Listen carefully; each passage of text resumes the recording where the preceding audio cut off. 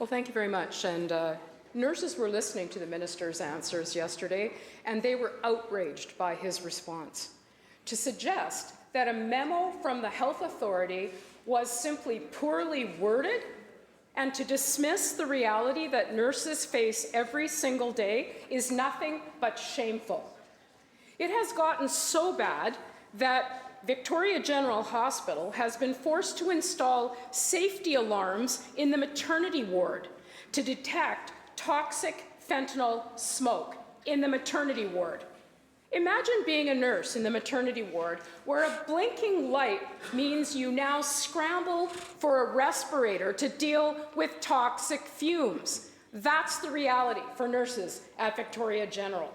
Why is the Premier prioritizing a policy that facilitates, there's no other way to describe it, facilitates drug use, drug trafficking, possession of weapons over the rights of nurses and newborn babies to be safe from exposure to heroin, meth, crack cocaine, and fentanyl?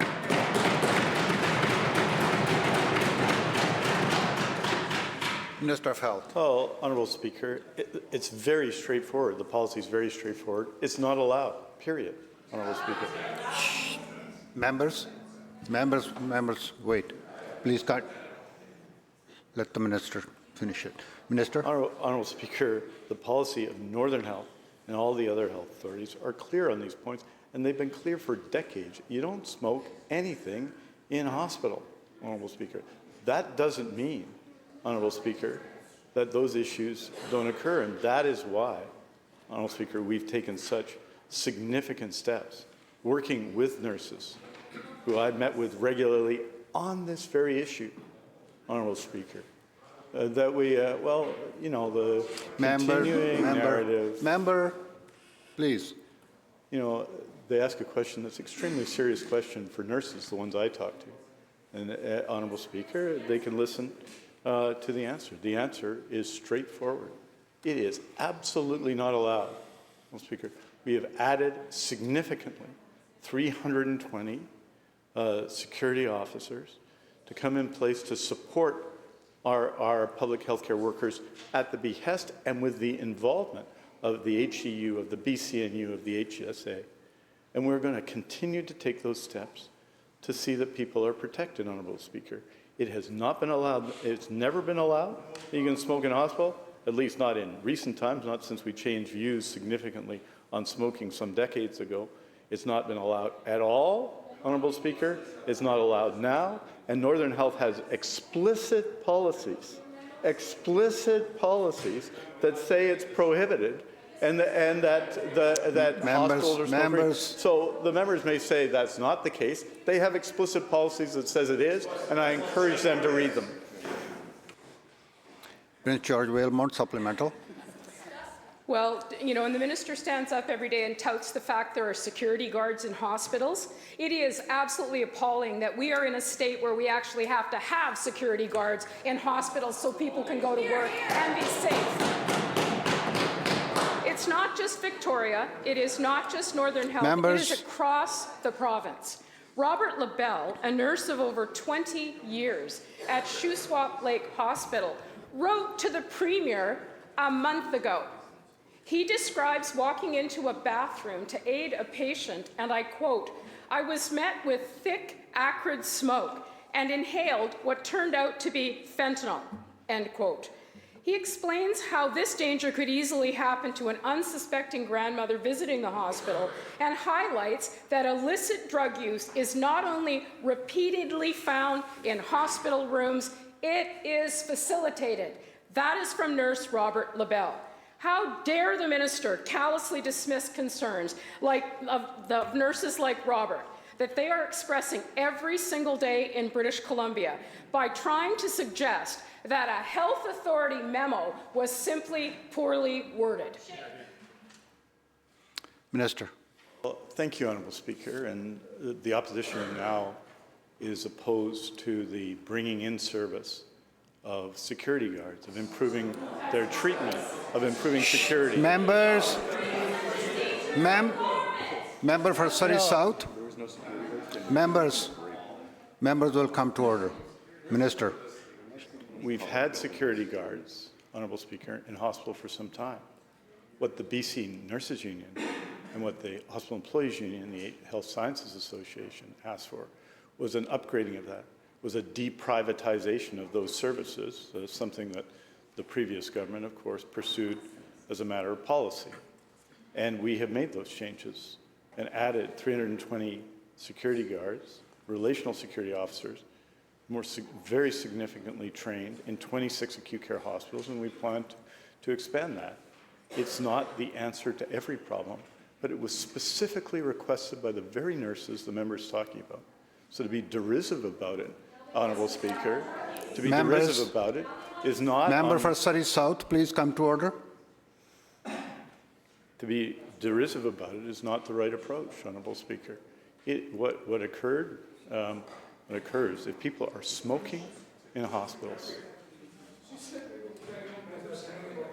Members, please continue and conclude. Stop it, please. Minister will conclude. Thank you. It's absolutely not allowed, clearly stated in health authority policies, to smoke anywhere in a hospital, Honourable Speaker. And, Honourable Speaker, we are taking the steps to support our healthcare workers, to support the very nurses members of the opposition talked about, and we're doing it by working with them, Honourable Speaker. We supported and funded, Honourable Speaker, Switch BC, which is an organization that's designed to improve those things and was heavily involved in the relational security model. The Switch BC needed to be created because the agency supporting the occupational health and safety of healthcare workers was eliminated by the previous government.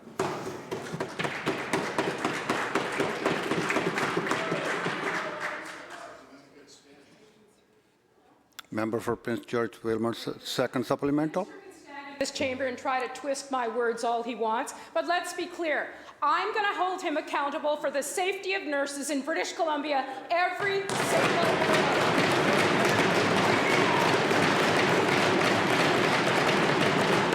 And if the minister wants to talk about clear policy, how about a memo, Premier Minister?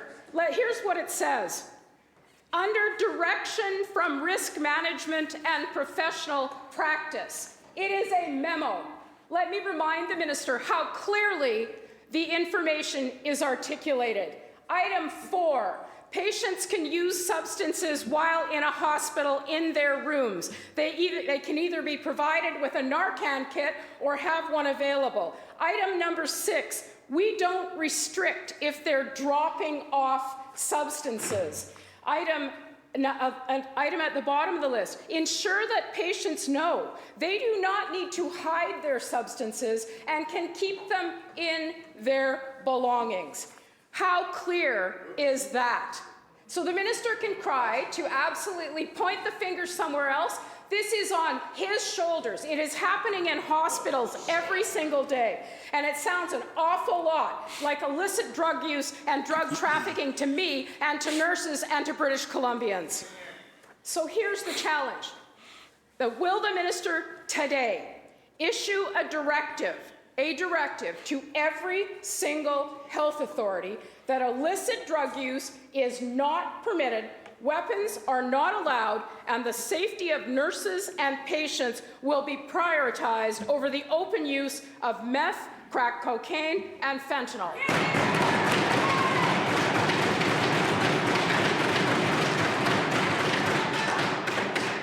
Minister of Health.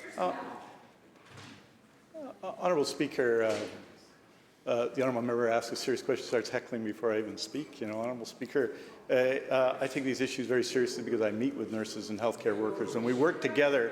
We work together on these issues. Weapons are not allowed, cannot be allowed, will not be allowed in hospitals. Period. Honourable Speaker. Period. And that is health authority policy. It is clarified. There's a health authority policy. I'll happily share it with the honourable member. It is clear, Honourable Speaker.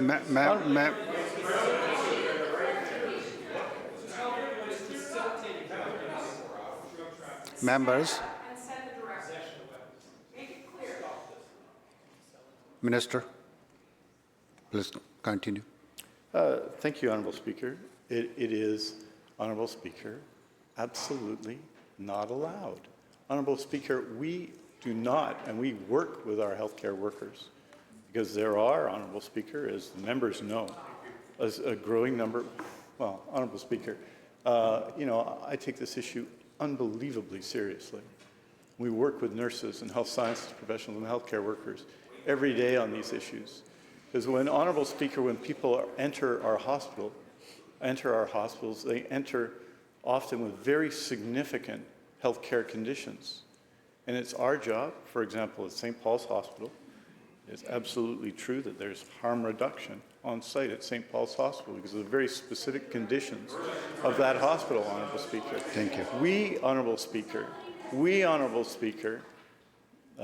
support nurses, support healthcare workers every day. And Honourable Speaker, you know, Honourable Speaker, this is an attempt to ignore the policies that health authorities have. They're clear and straightforward. I don't need to issue any... Members. Question was very clear. Now let's hear the answer. Let's please. We don't have to repeat the question. Member, Minister. When people Conclude, come to the please. hospital, we do everything we can to help them get better and to keep people safe. And that will continue to be our policy every day.